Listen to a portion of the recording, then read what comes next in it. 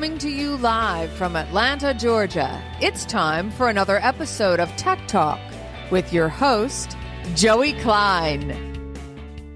Super exciting day here at Tech Talk. I'm looking at people in the eye sitting right across from me, and it is just thrilling. This is the first time that we've been on in a couple of months for obvious reasons, and to be able to sit across from everyone is just a treat.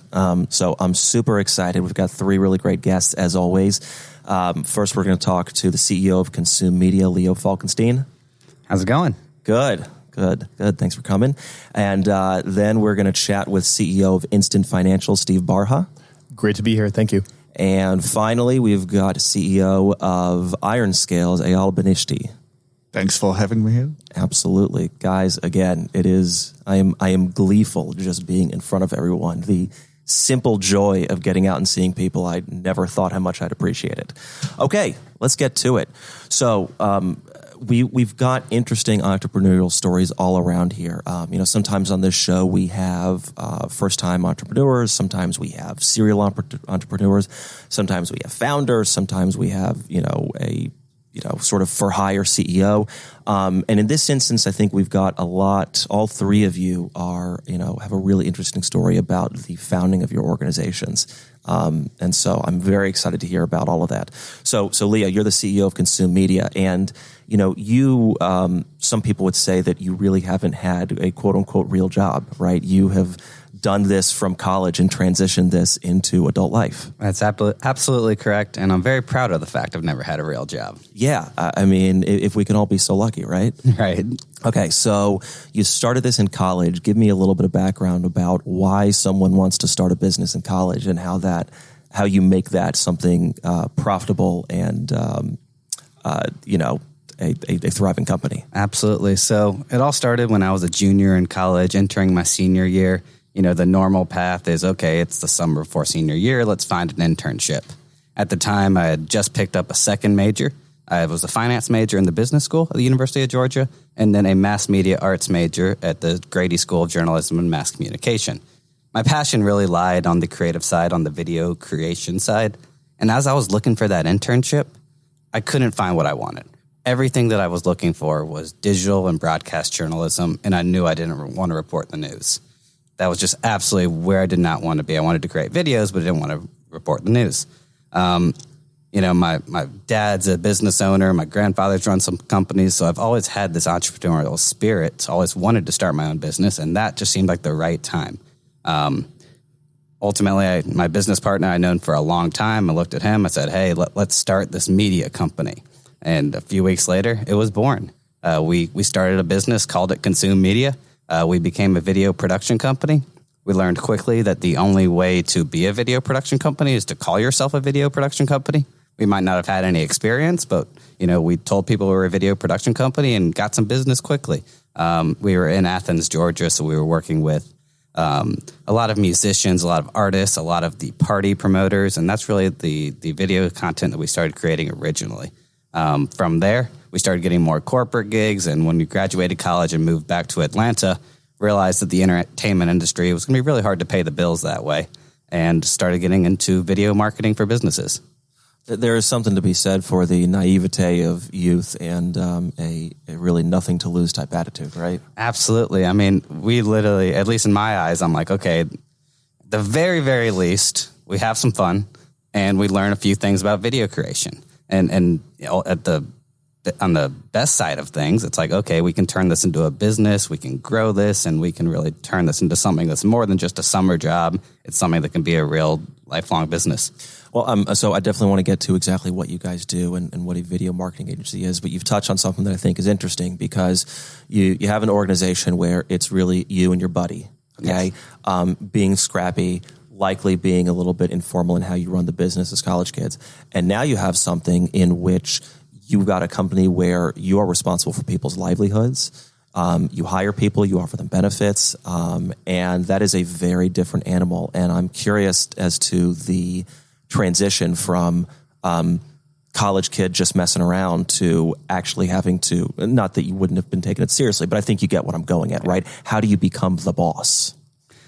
every day is different. Every day you just got to move, one foot in front of the other. And there was never this aha moment. We are a business now. It was always like, okay, how can we be better than yesterday? How can this month be better than next month? How can this year be better than last year? And that's really always been what it's been. It's just one foot in front of the other. You learn something new every day. You're going to make mistakes. You try not to make the same mistake twice.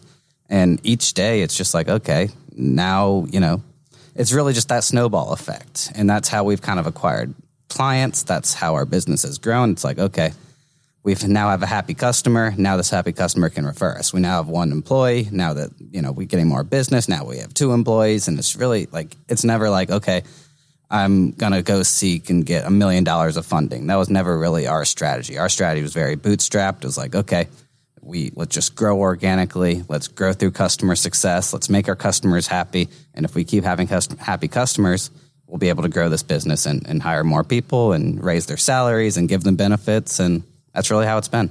Well, and that organic growth seems to have also occurred in the evolution of what your company actually does. So you started out, basically providing films to the entertainment industry, and now, obviously that production is a key piece of your business, but the strategy behind how you use that content seems to be just as integral as well. Absolutely. So as you mentioned, it started with, okay, let's film, let's edit video, let's give it to our clients, let's make them happy, let's make them great video content. Especially as we got into the corporate world and the price of our video content started getting higher, we would look at it and be like, okay, wow, we've created this awesome video content for these clients.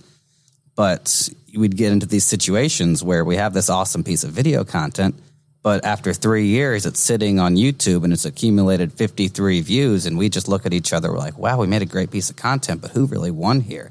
Like, we can't say that this piece of video content achieved business goals.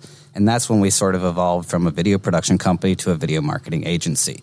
And that's the video marketing agency is really the idea of not just creating video content, but making sure that our clients are able to use this video content to achieve their business goals. And there's a framework there. It starts with giving them the right content, the content that they need to achieve their business goals. It then is about making sure that this content gets into the right places so that the people who need to see this video are seeing these videos. And then how is this optimized to make sure that once they're viewing this video that, they are now in the right place to, the customer, the prospect is in the right place to understand this video and go forward with the next step, whatever that is. Is that a revolutionary insight? I guess I'm curious if your competitors are primarily video production companies that, put together a product, give it to the organization, and basically assume that client's marketing department understands what to do with this, or are there other organizations that have come across this kind of same theory of how to best make use of videos? Sure. I think that a lot of companies, especially companies who are older than us, have, historically been that video production company. But I think, video marketing is a thing right now. Everyone's hearing about video marketing. If you Google video marketing, it's like, okay, why you need video marketing for your business? So the people who are producing videos now understand this information, and everyone's sort of starting to, the industry is starting to get lifted up rather than where it used to be. It used to be someone who was a TV producer is producing videos for your business, but their expert was in TV. Now it's like everyone is sort of in this digital world. Everyone's on Facebook. Everyone's on LinkedIn. Everyone's seeing how videos are getting used. So I don't know if it's revolutionary from that consume media has created a revolutionary process, but I think that we are ahead of the curve of a lot of other companies who are still learning some things where we might be just a little bit further ahead. Well, I'm interested in so I've always been interested in how an organization evolves over time. Okay, especially one that is it's in infancy stages. Okay, I'm also interested in how employees evolve over time and how they change the company. And so it would seem to me like you have had to hire 2 distinct sets of employees: creatives and business people. Correct. And I am curious how you find those people, if you're looking for someone with a little bit of both, if you have found clashes in strategy amongst creative versus business people. How has that played itself out? Great question. So it obviously depends on the position, right? So someone who is in post-production and animation doesn't necessarily need to be the most marketing savvy person. Our producer, on the other hand, the one who's writing the scripts and setting up the videos, they definitely should have some sort of idea about how these videos are going to be used. And then on the client success side, obviously, like, it's great that we want them to have a creative mind as well. Like, our people on our customer success side are both very, very passionate about video and understand what type of videos we need to create and what they could look like and what it takes to get there. But ultimately, their job is to make sure that once this content is in their hands, that they're achieving their business goals. Yeah. On the topic of achieving those goals and what the right strategy is. So, look, if anyone goes to your website, they can see that you have had a myriad of different types of clients, and you've had a lot of success in technology clients, and I want to talk about that in a little bit. But, you've worked with everyone from SalesLoft to a, urology practice. And so I'm very curious about the different framework and strategy that you use for those two different type of clients. Is it that the message is a little bit different, but really a strategy for business is a strategy for business, no matter whether you're a doctor or a tech company? How do you think about this? Sure. So we've simplified the video marketing content needs, essentially. We've decided that and we kind of took this from HubSpot. Their approach is called the flywheel approach. And it's about attracting your customers, or attracting prospects, engaging these prospects and turning them into customers, and then delighting your customers so that they can become an advocate of your business. All businesses need to do those three things: attract, engage, delight. And there's lots of different types of video content that can fit into each of those buckets. When it's attracting, it's about, the digital advertising. And once they've heard your message, getting that first brand message and understanding, okay, this company can help me. That's the attract stage. And it's engage. And it's about, okay, this is a product explainer. This is how I should, this is what you need to know about my product. Here are some testimonials. Here are some case studies. Those are the types of video contents that once you've heard about this brand can really validate, understand, help the customer understand the product and turn them into a customer. And when you're delighting the customer, it's, if it's a technology company, onboarding videos or frequently asked questions, just having series of content that as they're trying to get to understand the product and get the most out of their product, having a resource bank that you can just easily click, watch a 1-minute video and understand, okay, this is easy. Thanks for helping me out. I didn't have to figure that out on my own. So really, the attract, engage, delight framework works with every single company. And obviously, you got to tweak things. A urology practice is going to do things different than a Terminus or a SalesLoft or any technology company. But at the end of the day, all companies have to do those three things. Okay, so you just name dropped several of Atlanta's most successful technology startups in the past decade, and looking at the testimonials and videos displayed on your website, you have clearly been embraced by that community, and I'm curious if that was something that you strategically sought out, and whether or not the answer to that question is yes or no. What you think is special about what's happening in Atlanta technology right now? Sure. I think that's a great question. It kind of weaves all my answers together because, we have grown a lot through relationships. Me and my business partner and a lot of my team have born and raised in Atlanta. So we have a lot of relationship across the city. So we got into Terminus. They were our first technology company because I had a friend who was an intern there. It was that simple. They introduced me to the VP, or it was someone in marketing. They introduced me to someone in marketing. We did a couple videos for them. They liked it, and that kind of snowballed from there. Terminus became a great client, and after 4 years, we finally signed like a year-long retainer with them. Once we started having more content to show, and we started getting more referrals, that's kind of how we snowballed across the technology industry. It's like, okay, we've done a lot of good work for Terminus. Why can't we do the same sort of good work for SalesLoft? Why can't we do the same sort of work for ShootFu, for Intellum? And it's really just a relationship game. It's not like we put out this big marketing campaign and said, hey, let's go after all these growing tech companies. Obviously, that's in the back of our mind because we've had success stories there, but it's really just one relationship at a time. You do good work for one person or for one organization. And in the technology industry in Atlanta is very, very close. A lot of people know each other. There's a lot of meetups. There's a lot of people going from one company to another. Sure. And, that's also happened for us. When someone goes from one company to another, they say, oh, we worked with Consume Media at this company, and they did a great job. Let's work for them over here. I'm going to tell my VP of marketing about that. And again, it's a relationship game. It's a snowball effect. And if you do good work for some people and they're all close, it just kind of grows organically from there. It sounds like you have found what I believe to be true in that, obviously Atlanta is a major metro area, in the top 10 of the country, right? We're an economic powerhouse, okay? And yes, we have a large population, the largest that we've ever had. But it does feel a little bit like a small town sometimes, in a good way, not in a stifling way, but in the way that you can take advantage of those close networks and referrals. And if you do good work, you can be acknowledged. I almost think that, yes, obviously there's a cohort of people who have grown up here and have relationships, but I feel like there's just as many transplants that have had to break in that it has never felt to me, even as someone who's grown up here, as that there's a limit, to what outsiders can do. And I'm very excited to touch upon this in my subsequent interviews with Steve and Eyal, because you two are not from here and you've been successful. But I'm curious if you think how you think Atlanta's business community has changed from when we grew up here to now, or if you have only sort of been paying attention to the past 10 years and what's the basis for comparison? Sure. I mean, I'm fairly young, 20, 29 years old, but what I've seen is that obviously it's been easy to see how much the city has developed over the last 10, 15 years. It's not even comparable.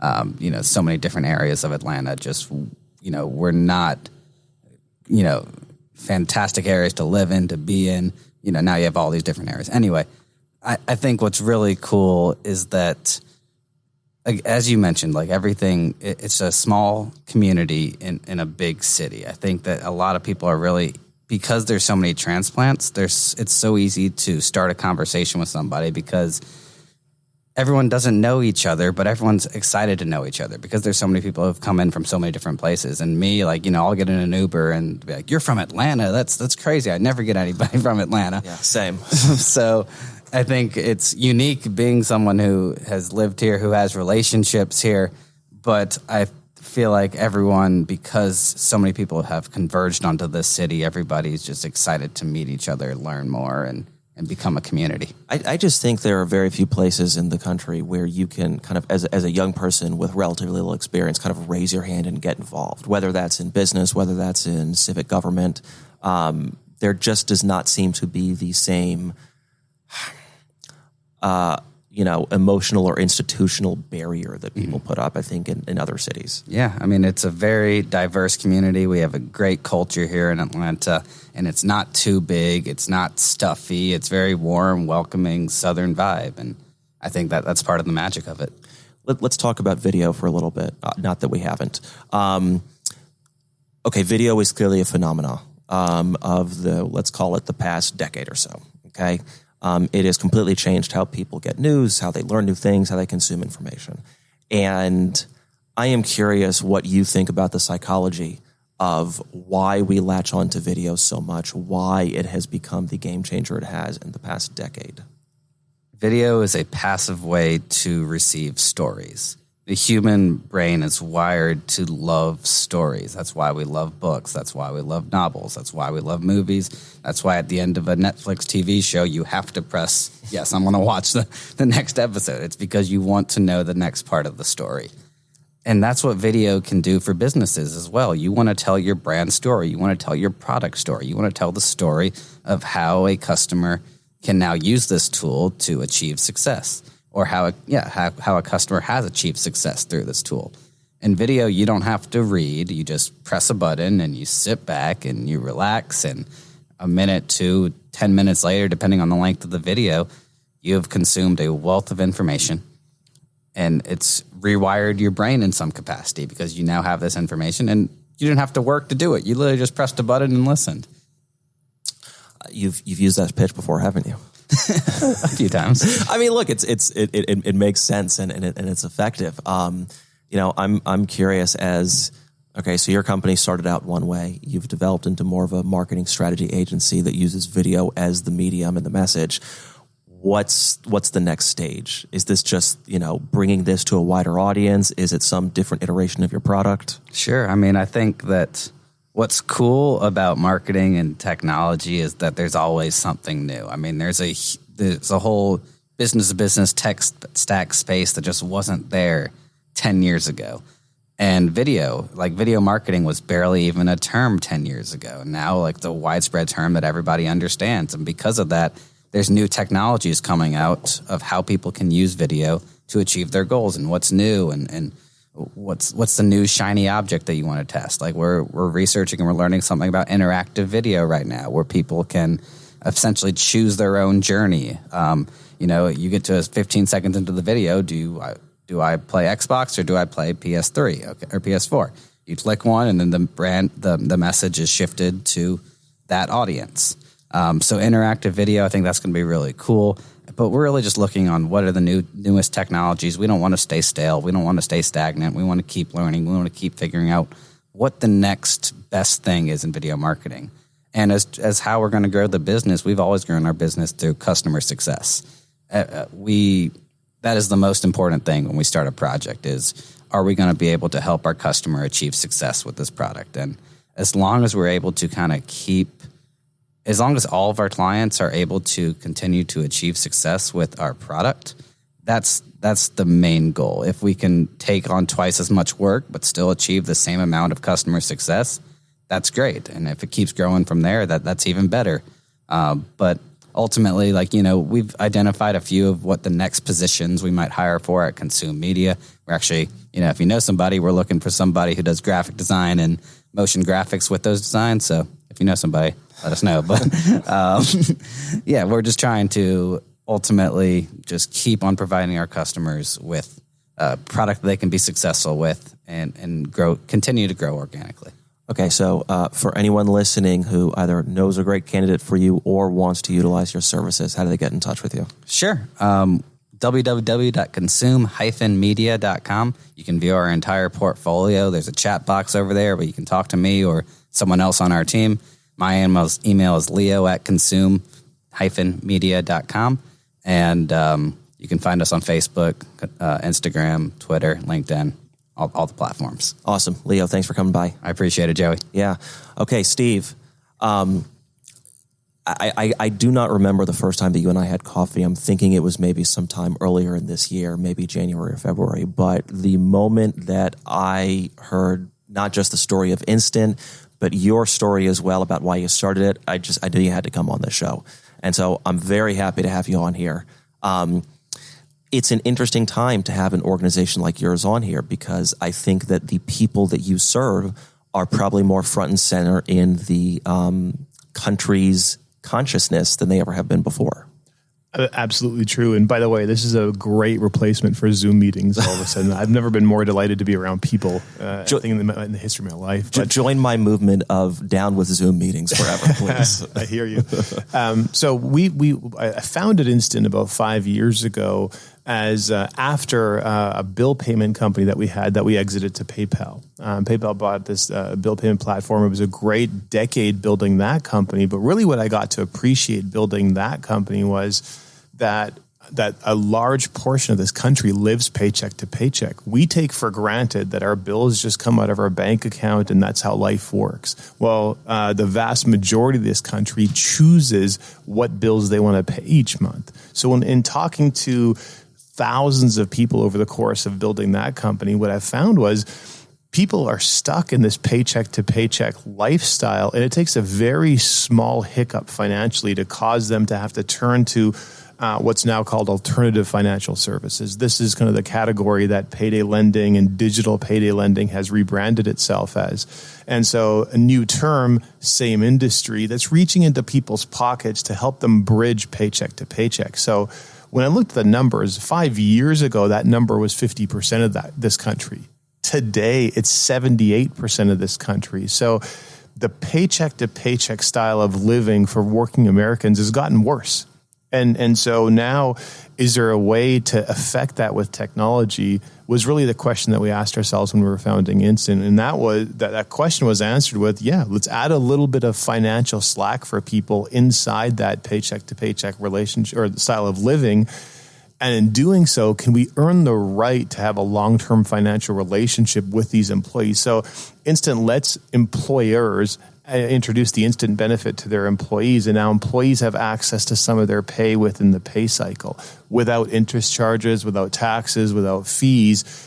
And now we have this large population of instant account holders, employees working at these large companies like Carnival Cruise Lines and Bloomin' Brands and most fast food or quick service restaurant brands. GPS Hospitality that's based here out of Atlanta, every one of their locations has instant as a benefit for employees all around this city, all around this country. You see employers advertising the instant benefit out, the big marquees out front that say work today, get paid today, start today, get paid tomorrow, solving for that kind of 3-week delay between when people start work and when they get their first paycheck. That's all powered by instant. So those industries, call centers, restaurants, frontline workers, and Thrive here in Atlanta is a customer of Instant that's introduced Instant as a benefit for their frontline healthcare workers. Amazingly, all of those industries have definitely become front and center. And these employees are starting to see some of what my personal story was with Instant. I mean, I had my retina detach post-exit from TO Networks that we had just sold to PayPal. But I had my retina detached. And at the time I was 34 years old, and we had money in a savings account, but our checking account where the bill payments came from, that's where some of the money that from payday would come through. So being on, this kind of recovery for my eye, my wife came, I was laying in a dark room with my head turned waiting for my retina to heal up after 9 major surgeries that were working on this eye. My wife came in with her laptop and said, there's no money in the checking account, so how are we going to pay a bill? And they said, well, you got to move money from your savings account to the checking account, and then you can pay bills. And as she was leaving the room, she made this, she made a snarky comment, because I used to take care of paying the bills and what have you. She was leaving and she goes, in this day and age, why do we have to wait for paychecks to come in? It doesn't make any sense, because the paycheck would come into the checking account. And there was that epiphany moment, and that thought stuck in my head and haunted me for years. And then that's really what was the birth of Instant and the need to solve for this paycheck to paycheck problem for working Americans. It is, and like as you said, we are in generally unfortunate positions where those are things that we don't have to worry about. And you had an experience where it gave you direct empathy for what millions of people go through every single day. I want to touch on one of the statistics that you mentioned there. I think a lot of people listening to this might have heard, there's a certain percentage of the country that can't deal with a $400 unexpected expense, okay? Your number of 78% of people living paycheck to paycheck is a shocking one. But the thing that shocked me even more when you and I dug into that is you're included in that number. It's not just people that are making, let's call it below $40,000 a year. Some of these are people who are, making, in the low 6 figures. And I'm curious as to what is the culprit. Some listeners might think, why does someone making in the 6 figures need to live paycheck to paycheck? And have you dug deeper into the profile of that person that is so strapped that they're still living paycheck to paycheck? Yeah, it's a great question. And so 16% of our user population makes over 6 figures. And when you first look at what we do, when you look at our customer makeup, restaurants, call centers, frontline workers that are essentially shift-based or hourly-based, you would expect this to be a problem for that lower income hourly employee. Shockingly, it's absolutely not the case. It's a problem across the socioeconomic scale, and because the correlation we see is the same kind of ratio between spend and earnings. And so the alternative when you run into those challenges is actually part of the problem. So we can, if you talk to financial assistants or you talk to people that are helping people with their finances, it's always the core theory. Just spend less than you make. Well, you have this $400 emergency. The transmission on your car goes. Your fridge is broken and your food's spoiling at home. If you're living paycheck to paycheck, where is that money going to come from? Well, we've traditionally turned to payday lending. And by the way, I don't sit here shaking my fist at payday lending. That's an expensive instrument to lend to somebody. And so those rates are somewhat justified, the rates that are on payday lending, the practices around recovery of those loans. I mean, there's some question marks there. But what we did is we built the technology that allows us to let an employee access some of their pay within the pay cycle. And, with my own story in terms of some of the challenges that we face with health and incomes, with knowing how our hourly workforce in this country works, it was almost a responsibility, I'd say, to start this company. And that's why every instantier at this company, or existing instantiers, all the alumni that have been through the Instant program or served Instant, we talk about a mission. We don't talk about a technology company. We don't talk about a business. We talk about being on a mission, because if you look in the App Store, where you can download the Instant app, you're seeing thousands and thousands of personal stories just like mine, where Instant was there for an employee of one of these companies, and they were able to take some of their money without interest charges or fees, and it's starting to change people's relationship with their pay. Instead of being bestowed a paycheck every 2 weeks or once a month from your employer, I work today. If I want, I can take some of my earnings today. So now you can start to think about, Joey, socioeconomic behaviors, right? I mean, almost it's like a field, right? And the biweekly paycheck or the monthly salary is almost like flooding the plane and then turning the tap off. As opposed to Instant Pay really starts to change people's relationship with their money, in that it's more of a sprinkler system, right? And now that money's there for you all the time. So people are telling stories to us about Instant users. Our account holders are telling us stories that they're taking their Instant Pay and they're using our Instant card that's associated to the program as a debit card. They're not pulling their credit card out of their pocket anymore.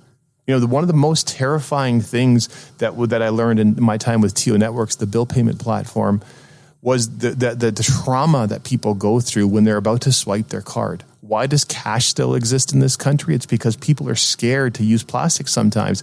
Standing in line at the grocery store with two children tugging at your coattails, and you pull out your card and you don't know if it's going to go through or not, that decline is traumatic for people. So now, if you finished your shift or you finished your day at an employer that offers the Instant benefit, that money is available to you on your card, and you know that card is going to go through. So in terms of timeliness, we serve these industries that have frontline employees, like the restaurant industry, like healthcare, like call centers. These were all deemed essential services.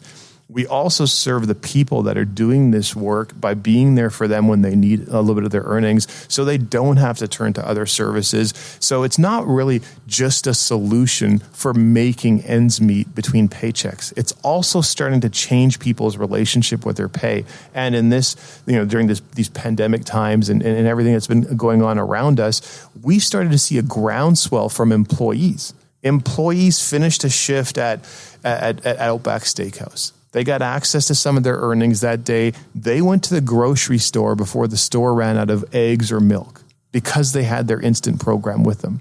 They went to Costco and bought toilet paper before, the toilet paper ran out. All those different scenarios of how people were using their money has created this kind of groundswell for us, which is accelerating our business. We've never seen such an incredible demand for Instant. The type of customers, the large enterprise customers that are reaching out to us today, is because over the last 3 or 4 months, the Instant was there for employees. That's created this groundswell amongst employees telling their employers, I want Instant or something like Instant. Otherwise, I might have to go look for a job somewhere else. Well, and so is the idea for an organization that uses the Instant platform that it essentially, well, one, it's a way to treat your employees well, but also it's a competitive advantage in terms of hiring. So let's say you've got, all right, Yum Brands, which owns Taco Bell and KFC and Pizza Hut, and you've got RBI, which owns brands like Burger King and Popeyes, okay?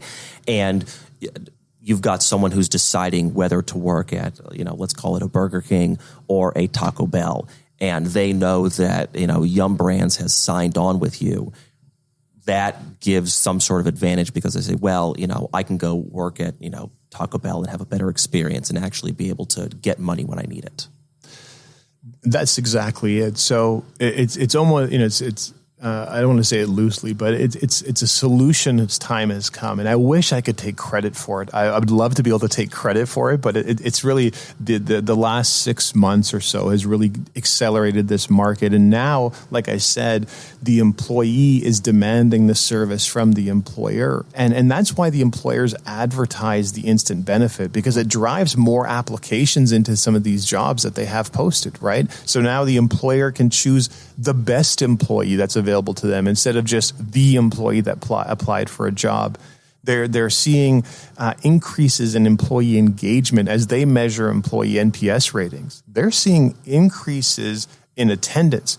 Said a different way, lower absenteeism, right? Lower unfilled shifts, especially for the shifts that are like the weekend shifts, the overnight shifts, the graveyard shifts, really shifts that people didn't want to work.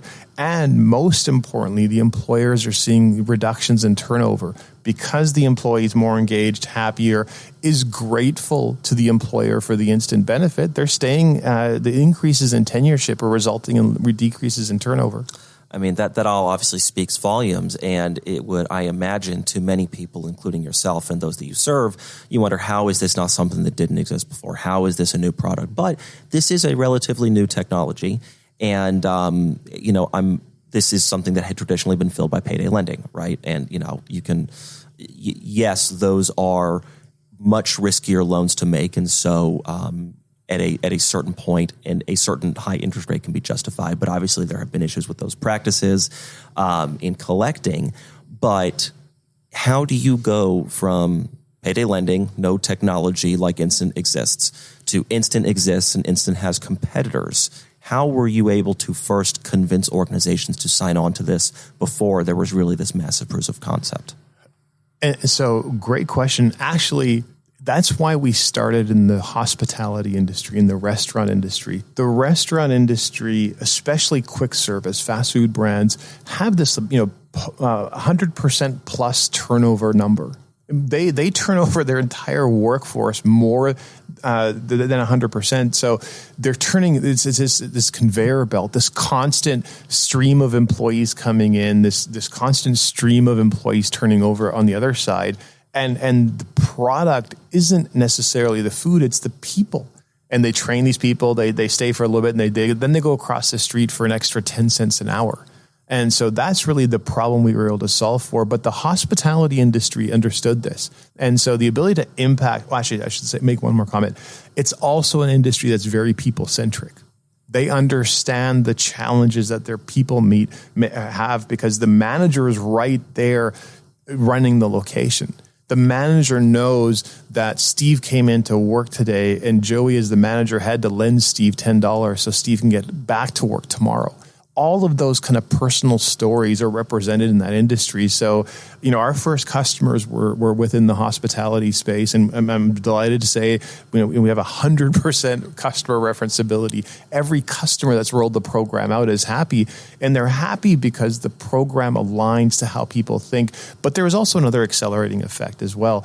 We talked about the gig platforms a little bit earlier, like Uber and Lyft and Postmates. Every single gig platform in this country offers instant pay or service like Instant. So those 10, 20, 25 million Americans now that work at the gig platforms have brought with them this expectation that they have access to some of their earnings, and that accelerated this for us. Interesting. I did not realize that. It's almost like it forces the hand. That's exactly of it. Other organizations to comply. Yeah. Huh. I want to talk a little bit. We touched on this when we were discussing kind of Atlanta with Leo, but you moved here from Vancouver with your family. From lovely Vancouver, we moved. My wife and I moved our three boys to Atlanta, Georgia, very specifically for Instant. So Vancouver is a wonderful city and it's picturesque. It doesn't have a lot of financial technology infrastructure, a lot of companies that have run at scale that are financial services or financial technology centric. And so what we wanted to do was go where the talent is. And Atlanta is so much about culture and people. And so that fit for us perfectly when you think about the number of fintech companies that have been based and built out of Atlanta. So for us, I transitioned out of the CEO role recently and brought in our new professional CEO from Atlanta, our CFO from Atlanta, our senior vice president of sales and our sales team out of the Southeast. And so really being able to find people that could really take this mission, that could do justice to the speed that Instant's growing at, we're here in this city. And so when we looked at San Francisco or New York or Atlanta from both a cultural perspective, the Southeast represented, what my family and I stand for. Yeah. It also gave us this amazing access to talent that's been through the growth stages, all centered around financial technology. So as mission-based as we are, as we stand to serve employers and their employees, at the end of the day, we still move money and data. And this city represented a great opportunity for us to go find some of the world's best and attract them to the Instant mission. So I actually did not realize that you moved out of the CEO role recently, and so I'm curious what you're spending your time on at Instant these days. Evangelizing. So we talk about being mission-based. So I spend a lot of my time with regulators, both state and federal. The rules around how people are paid is very, very clear, right? As in terms of how it used to be. But as we've brought a new technology into the marketplace, it brings with it a responsibility to help the regulators understand the impact a service like Instant has so that they can craft the evolving regulations that align to taking care of the constituents within their territory. So a lot of time is spent with regulators. I assist our go-to-market team constantly with making sure that the employers understand what we're doing and why. And so that the combination of those two, along with being an active member in our executive team, that fills out a day and then some. Yeah, I can imagine. Well look, a mission-driven enterprise, if I'd ever heard one, I encourage anyone listening, even if you don't have a use for Instant services, just check out the mission and the story. It is, again, as we have gotten into a world where the quote unquote essential worker is now in our consciousness more than ever. I think it is very important to understand the lived experience of those who are using your products and services. Thanks so much. Yeah. Okay. Eyal Benishti, you've been very patient over there. So it was very interesting. So yeah, it's a special story, and I think it's pretty clear why I wanted to have Steve on and share it. So IRONSCALES, we can go a couple of different directions for this. I want to talk about your transition from a Israeli company to a global company, establishing a location here in Atlanta. But first, I want to talk a little bit about the technology that you're working on the email phishing side of the world. So why don't you tell people who are listening who have no idea what email phishing is and why it's a problem, what your company is trying to solve? Sure. So first and foremost, I'm coming from a technical background. Like before IRONSCALES, I was a security researcher and malware analyst, so I was kind of experiencing firsthand, the potential outcomes of a phishing email or a successful phishing attack. And looking back then, many people were kind of under the assumption that phishing and spam is a solved problem, and it was actually not right or not the fact back then. And this is why I decided to kind of go on a mission and try and help organizations to better protect against phishing, since it's not just that phishing was not a solved problem; it was evolving in a way that was very concerned, at least for my eyes. I could see why back then, what I've considered the threat actors were not kind of yet taking phishing to its full extent in regards to what they can still do with leveraging these tools of phishing and social engineering. So I started IRONSCALES because, like I said, I was feeling that phishing is about to grow in exponential way, while the defenders, us, what we're trying to do is kind of thinking in a more linear way about how we should protect against phishing, trying to see what is out there and coming with very point solutions in order to kind of be reactive to the new things that they are protecting. So we really started IRONSCALES with a more kind of a exponential defense mindset, or how we can grow exponentially, like the same way that threat actors are growing, in order to provide with a better, faster, simpler solution for organization, not necessarily just large enterprises, because phishing was going down stack and stopped just being a large enterprise problem and becoming more mid-business, and nowadays even SMBs problem. So that's what we had in mind when we started to build IRONSCALES. How can we build something that can match the sophistication and the scale of phishing on one hand, and at the same time be simple, affordable for medium, SMB, and large enterprise to use in order to protect their network. You kind of saw the storm brewing on the horizon. And the vulnerabilities that I would imagine most organizations are probably wise to now, but I tend to think, and this is generally a good trait in humanity, that we mostly think the best of people and the best of situations. And it would seem that one of your primary roles is to basically think about the worst case scenario of how organizations can be taken advantage of by the worst actors out there.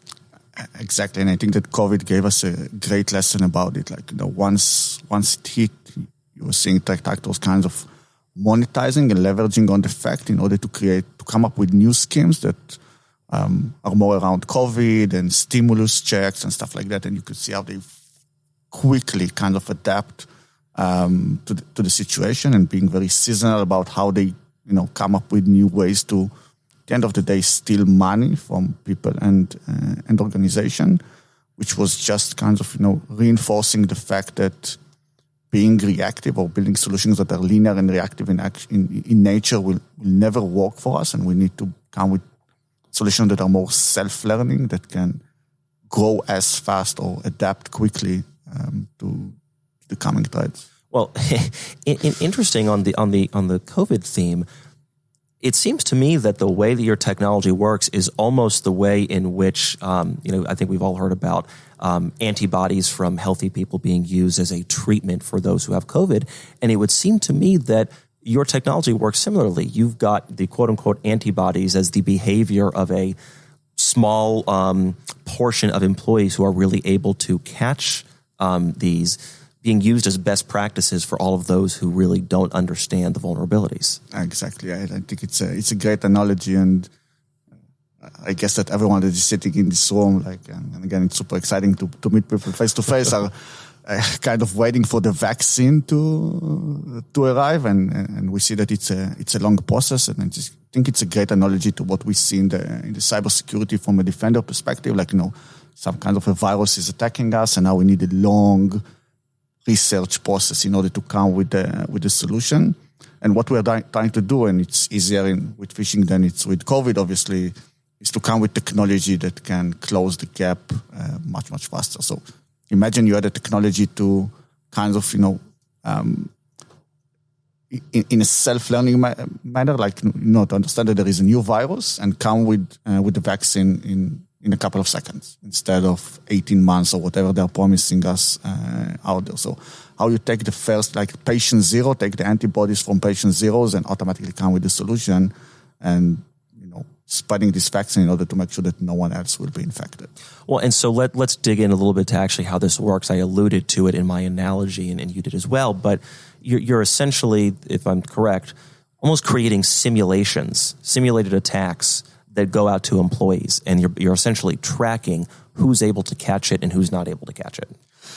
Yeah, so indeed, one piece of our platform, and maybe it will be good to say that the approach that we took originally is an approach that's saying, hey, phishing is a human and machine problem, and this is why we need a human and machine solution. So in order to tackle the human part of the problem, quote unquote, we use phishing simulation and training, which means we will actively challenge your employees against phishing attacks that we see in the wild, and we'll give them first the sense of how it looks like, so they can experience it firsthand. Second, will give the organization some kinds of visibility into what's their current status. Are their employees will normally click on this kinds of stuff or not? And for the ones that did click, we will give them some training, some ad hoc training, nugget training, video-based, and not only, in order to help them better understand the risk and how to avoid it. Have you found that there's a certain profile of employee that is better at catching these simulations than others? I mean, is it across functionality, age group, or is it just there's no rhyme or reason to it? So there is no, and it heavily depends or relies on what kinds of scenarios you're using against them. So some people will be more susceptible to stuff that looks like fake CVs, fake voicemails, fake emails coming from C-level or specific kinds of teams. So it's very individual, and this is why phishing is so hard. Because if a threat actor is kind of spending the time to do the reconnaissance and really learn about you and who are you and what you will probably click on, it can be super successful even with people that are doing phishing for living. Sometimes even for me, when I get an invoice that I need to pay, I need to really look deeply into the email in order to realize whether it's a simulation, because we're running simulations on IRONSCALES as well, or it's a real invoice that I need to pay. So if you do it right, it's very hard to spot phishing email. You're never sure if you're in or out of the matrix, even in your own world. Exactly. Yeah. Look, I have to say, as someone who considers himself pretty savvy in these arenas and I've been able to catch these things, there are text messages that I'm starting to get now. It's incredible just how well these things can be hidden. And I'm almost ashamed of myself the one or two times that I click. And of course, nothing bad has happened. I was like, oh, I should have known that was it. But it's shocking, really. It is. And again, cyber criminals are making a lot of money from successful attack. We're talking about dozens of billions of dollars every year now. So obviously they're investing a lot on research and development themselves. So they're coming with new stuff all the time. And it's not just, you can imagine someone sitting in his parents' house and, in underwears and launching some emails from his laptop. It's not the case now. These are cyber crimes now. It's organized. Yeah. They're like I said, they have their own R&D. They're leveraging on automation, AI even. Like you see that now. They're looking into new technologies that are more ML and AI based in order to automatically go and learn about people and craft the best email phishing in order to lure them into click on something or download something. So it's really becoming a big issue that is not going anywhere anytime soon. Is this just the price that we pay for transitioning our entire personal and business lives to email and text? And again, that's not me saying that we just have to put up with this and, we quote unquote deserve it. But it's like, is there a certain point that we're never going to be able to solve all of this? And it is just simply how much can we mitigate? At the end of the day, people and business, they need to communicate. And it's not that we are going to go back to, pen on paper and sending letters in the mail. We will keep, using digital kind of mediums in order to communicate. So it will keep growing. And our job is to find a way to secure it and not to try and stop, the fact that, companies are becoming more and more digital. We can't stop the digital transformation. And like I said, people will use more communication, more messaging on more mediums. And we will just need to adapt and find new ways in order to protect it. Okay, so I want to talk about geography and background a little bit. So you come from Israel, you come from Tel Aviv, and you chose to come and establish the America's arm of IRONSCALES. How long ago? About 2 years ago. Okay, so let's talk about Israel first. One of the things that has always fascinated me about Israel is that you have... It's hard for me to think of a greater startup nation success story. You have somewhere that was just essentially a plot of desert 70 years ago and is now one of the most sophisticated high technology meccas in the entire world. What is it about that country that can turn, somewhat of a barren piece of land into what Israel has become in less than 100 years? Because it really is an amazing story. Yeah, I think there are many reasons for that. There were books even being written about it. I think you need to remember that at the end of the day, we have nothing to export but software. We don't have oil or any other thing like that. We have a mandatory army service where people are going and serving in positions that are not necessarily frontline, but some of them are dealing with technology, offensive and defensive kinds of technology. So we see some great IT coming from IT talent and IT knowledge kind of coming out of the IDF as well. And the IDF is not just, I think, the best training school for cyber and IT people. It's just, just an experience that's shaping people's life in a way that I think preparing them better to this kind of life that is, helping to build companies and be in IT and technology and software in general. So it's cultural and the circumstances. Yeah, I can imagine that. And that's interesting, using sort of the IDF as a lens through which to understand this. It certainly is a very different experience and relationship with armed service and national service than I think anyone in our country has. Miles away, different. And I could see how that would create a bit of a shared purpose, and sort of commonality amongst every different group of people who has to serve regardless. Yeah, so this experience definitely, it's like, it's bringing different people together that you kind of need to kind of learn how to get along with. And the kind of things and experiences that you are kind of going through your army service are kind of, from a maturity perspective, like it's a maturing experience in the way that you're not like you're enlisting when you're 18 and in 3 years, like you've been through so many things that when you are done with that and you're ready to go to your kind of, post-service life, you are kind of equipped with tools that, people that didn't go through this experience, they don't have it. Sure. And so you ultimately made the decision several years ago to move your family to Atlanta. They're similar to Steve, and that was where you thought IRONSCALES would thrive the best and that your family would thrive the best. And of course, I have to be curious about what the calculation was and why Atlanta.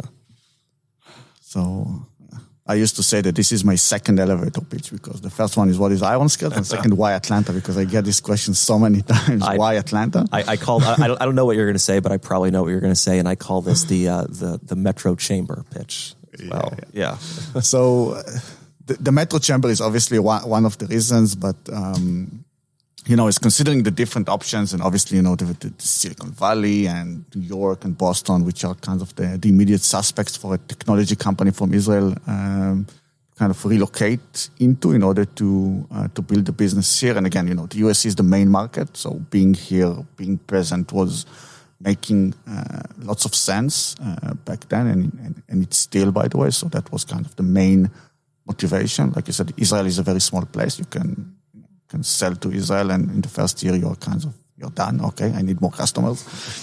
So moving to the biggest market in the world was kind of the incentive.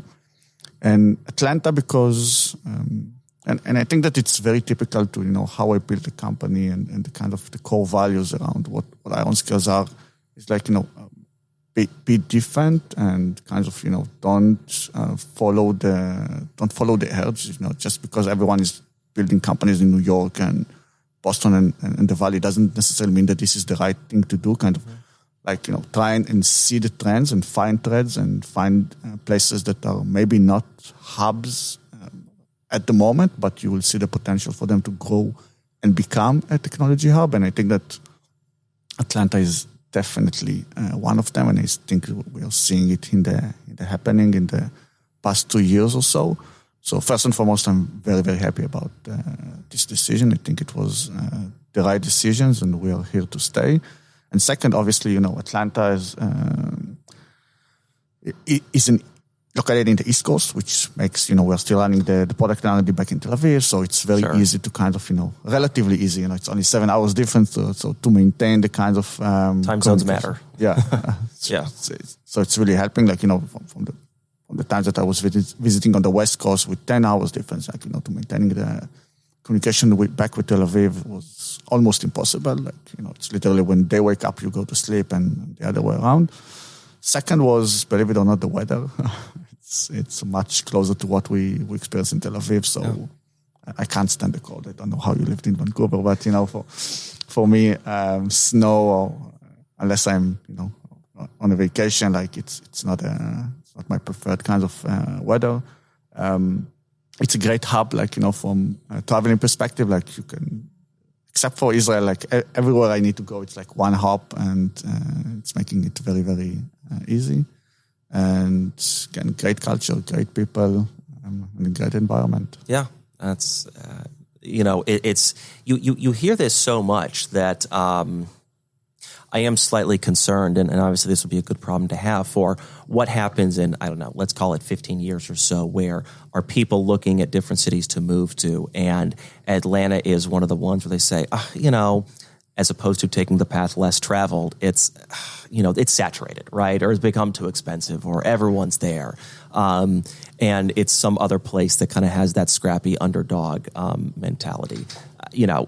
We should be so lucky that we get there, but, there is a part of me, look, just as you have to look to the future and see upcoming threats, as someone who, obviously in real estate, my product is essentially the city of Atlanta, right? And I wondered to myself, well, is there a point at which that messaging changes?